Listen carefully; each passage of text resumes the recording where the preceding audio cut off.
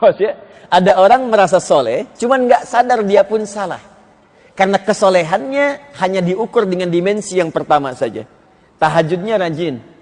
Puasanya jangankan Senin Kamis, puasa Daud pun dia kerjakan. Baca Qurannya dia punya program, bahkan sehari bisa 1 juz. Cuman sayang, dengan orang tuanya bermasalah. Dengan tetangganya nggak pernah akur. Dengan teman-temannya repot. Bahkan sesama muslim pun jadi bahan celaan. Jadi kalau ketemu sudah jadi objek. Itu pun koreksi. Karena ini belum jadi tanda iman yang sempurna.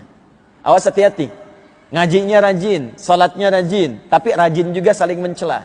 Rajin saling menjatuhkan. Rajin saling memfitnah. Bahkan sesama pengajian pun saling menjelek-jelekan. Coba dicek imannya ada di mana. Karena nanti Nabi menyebutkan dalam hadis sahih, riwayat sahabat Abu Hurairah, bahkan tersebut di hadis Muslim, ada golongan orang bangkrut, muflis dalam bahasa hadisnya. Atadrunal muflis, tahukah kalian orang yang bangkrut, kata Nabi. Yaqulna ya Rasulullah, al-muflisu fina ma la dirham lahu wa la mata'. Ya Rasulullah, menurut kami orang bangkrut itu yang sudah tidak punya uang sepeser pun, nggak ada aset sedikit pun. Ya, secara ekonomi benar. Tapi ekonomi dunia, akhirat gak berlaku. Ya, kata Allah melalui lisan Nabi, al-muflisu min ummati. Tolong catat kalimat ini dengan baik-baik. Min ummati. Orang bangkrut yang mengaku dari kalangan umatku itu. Nabi tidak mengatakan umatnya Musa, tidak mengatakan umatnya Isa alaihi wassalam. Min ummati. Jadi ada orang yang mengaku umatnya Nabi Muhammad sallallahu alaihi wasallam dan dia kemudian disebut bangkrut oleh Nabi. Waliyadzubillah. Semoga bukan kita. Ya. Ya'ti yaumal qiyamati bisalatin. Datang di hari kiamat dengan pahala salat yang banyak pernah dikerjakan saat di dunia. Banyak rajin salatnya, tahajud rajin. Duha kerjakan. Wasyamin rajin puasa. Ya, sunnah kerjakan. Wa zakatin zakatnya pun bagus. Cuman sayang, maaf, wa ya'ti qad syatama hadza wa qadhafa hadza wa daraba hadza wa safaka dama hadza. Wa ya'ti qad syatama hadza, cuman dia juga rajin mencela orang. Syatama hadza wa qadhafa hadza, menuduh orang. Wa daraba hadza, senang berselisih, bahkan ribut secara fisik. Wa safaka dama hadza, bahkan ada puncaknya yang menumpahkan darah dan di sini pun kelihatan orangnya seperti rajin. Ya, bahkan nyebut kalimat-kalimat Allah. Ya, kalau Nabi sudah berkata sesuatu itu petunjuk dari Allah, itu pasti terjadi. Saya tanya pada Anda, ada orang yang rajin salat, rajin puasa, rajin pengajian, tapi rajin mencaci? Ditemukan. Ada orang yang sekarang menumpahkan darah, mengaku-ngaku bawa nama Islam? Ada. Itu banyak kasusnya. Tembak orang, bom orang, bunuh diri, bom kulkas, bom panci, bom ini, bom teflon. Ya. Sampai keluar tembak ini itu. Itu banyak sekarang kejadian. Nah, itu dianalisis penyebabnya. Nah, kata Nabi, kalau ada yang seperti itu, dari dulu 15 abad yang lalu sudah diingatkan. Pengingat itu kepada kita mengarahkan jangan jadi bagian dari situ, karena itu bukan real iman. Bukan real iman, jadi diminta sadar kita. Kalau ada yang seperti itu, maka dia, kata Nabi, diilustrasikan begini. Perhatikan kalimatnya. Tu'khadhu hadza min hasanatihi wa hadza min hasanati. Kalau ada orang berbuat demikian, maka pahala salat yang banyak tadi dikumpulkan, ini nanti akan dipindahkan secara otomatis kepada perbuatan zalim untuk menutup dosa yang pernah dilakukan, dikerjakan. Misal, ada orang salat, selesai salat mencela orang lain.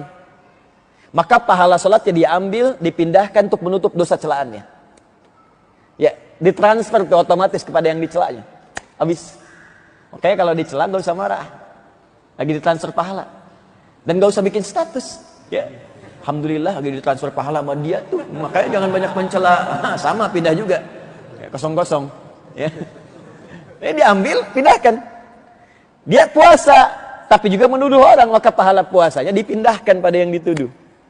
Dia haji, tapi juga berbuat sering berselisih.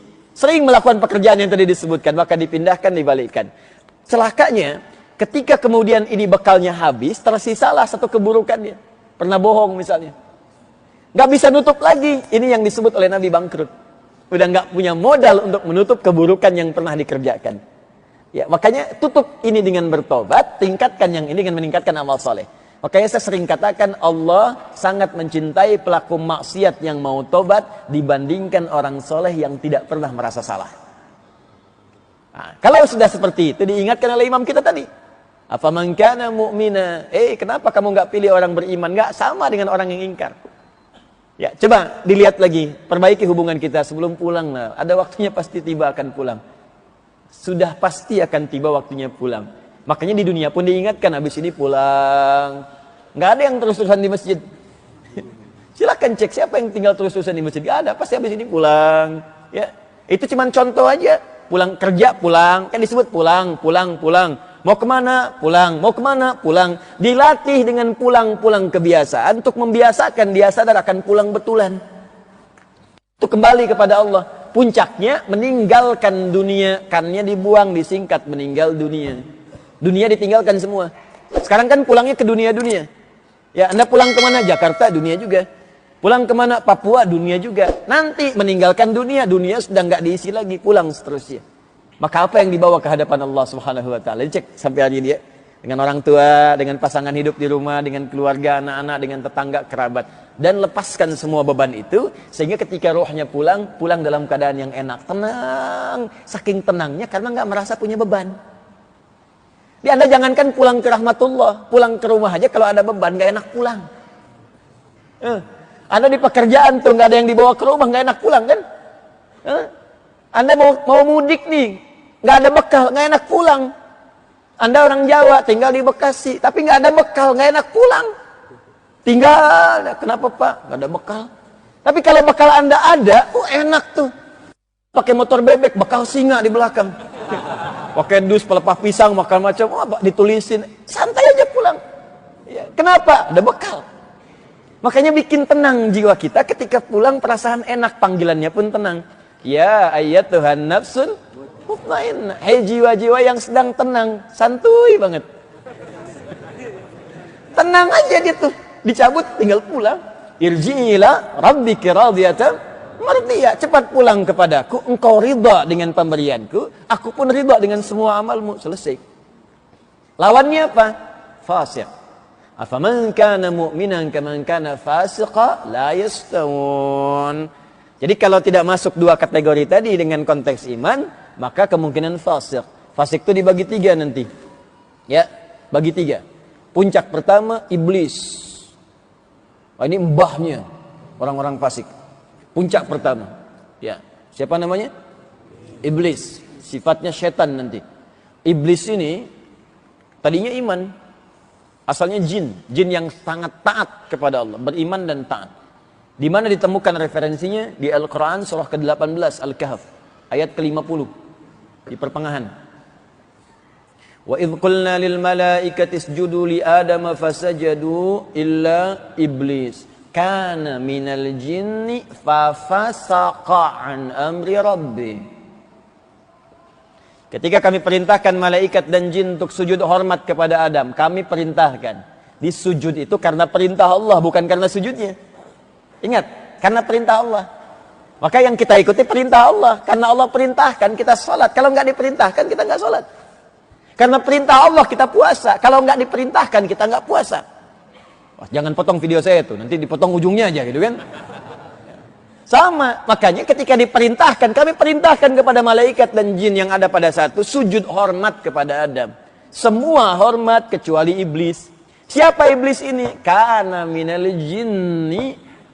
Dia termasuk kalangan jin asalnya. Kana, ada kana di awalnya.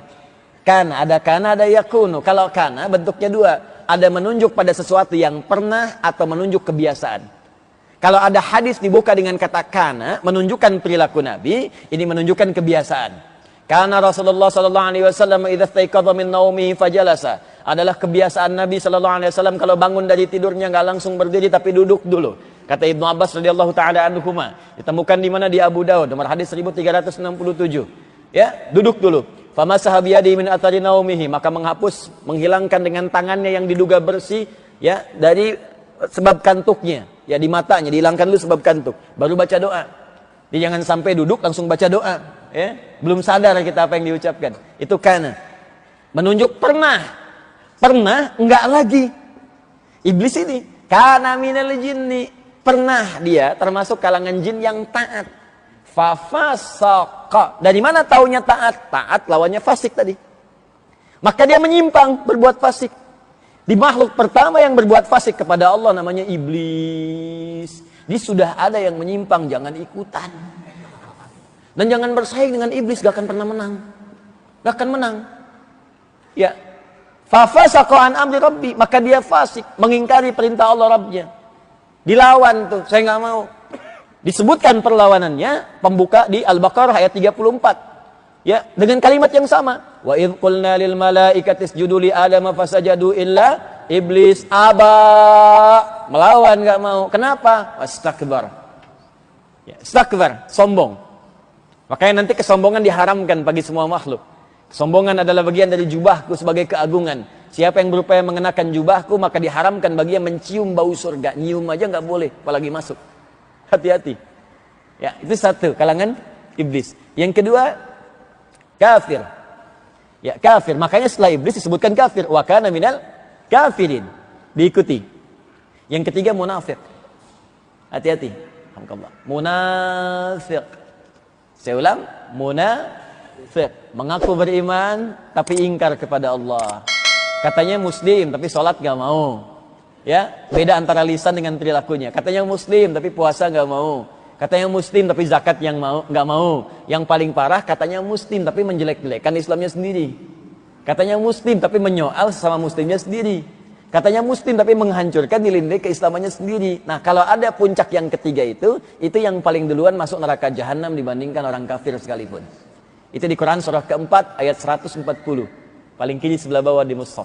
Wa qad nazzala 'alaikum fil kitabi an idza sami'tum ayatillahi yukfaru biha wa yustahza'u biha fala taq'udu ma'ahum hatta yakhudhu fi haditsin ghairihi innakum idzam mithluhum innallaha jami'ul munafiqina wal kafirina fi jahannam jami'a.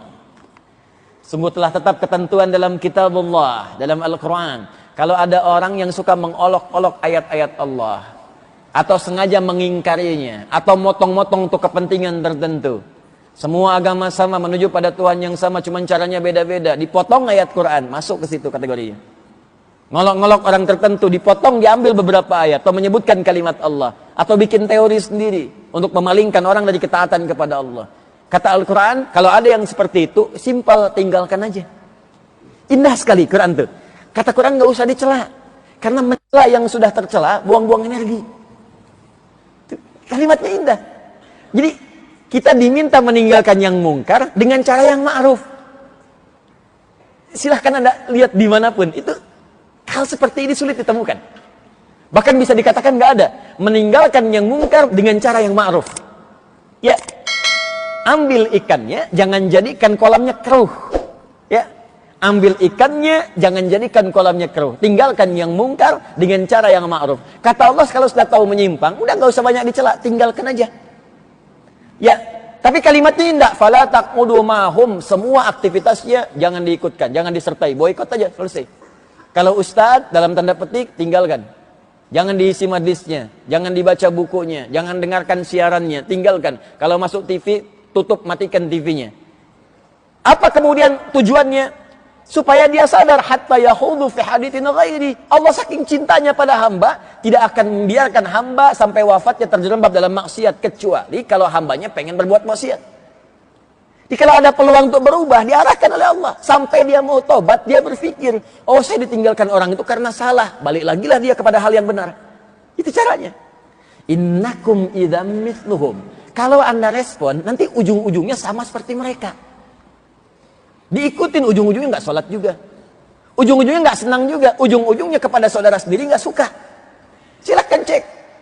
Jadi yang saling berselisih itu kita. Ya, ini tiap tahun misalnya saya contohkan kemarin ribut, itu setiap tahun tuh. Hukum mengucapkan selamat kepada ibadah di orang lain, selamat kepada di tahun orang lain, atau kepercayaan yang lain. Tiap tahun kan diributkan. Cuman yang merayakannya aja biasa-biasa aja. Kenapa yang ributnya orang Islam? Coba silakan renungkan dengan jernih. Kita bertetangga biasa, saling menghormati biasa, bercanda biasa, kadang-kadang lari bareng-bareng, makanan dimasak saling ditukar, gak ada masalah. Kenapa tiap tahun harus kemudian ribut? Yang ribut pun bukan orang yang kemudian melakukannya. Aneh itu.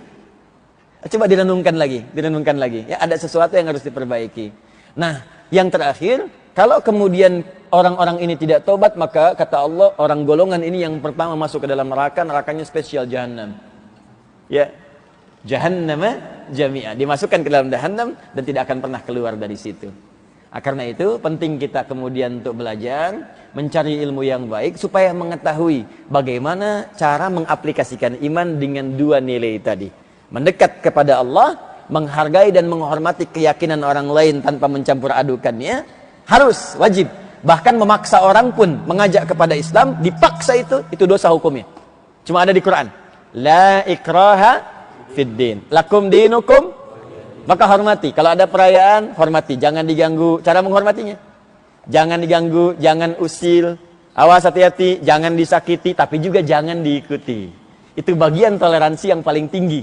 Supaya apa? Datang ke sana tapi hatinya mencela.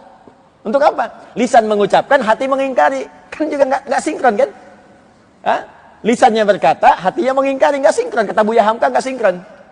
Ya, karena itu apa? Dijaga oleh Allah, hormati, saling menghormati, lakum dinukum waliyadin, tapi juga jangan